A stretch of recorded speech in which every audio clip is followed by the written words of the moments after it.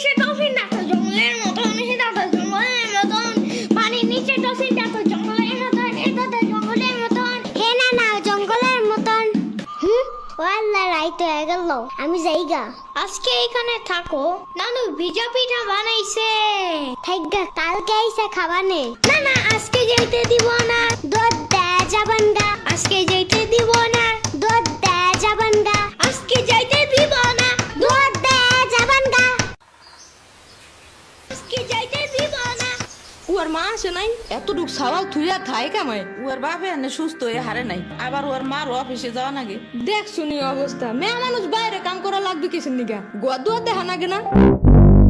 ওর জামাইয়ের পাশে এনে ৬০-৭০ হাজার টাকা লাগবে, তুমি দিবা তৈলি সব খরচ। না না চাকু দাও জলদি। কে? মুরগি আর হাঁসের জন্য ঘাস কাটতে হবে, তুমি শুধু গরুর জন্য এই ঘাস আনো, ওরা খাবে না। ওরা গো গাছ টাকা না, ওরা শামুক খায়, কুইচা খায়, কুড়ে দেয়, ভাত খায়। বাট ঘাস তো দাও না, এই কারণে এই মুরগিগুলো গরুর মতন বড় হইতেছে না।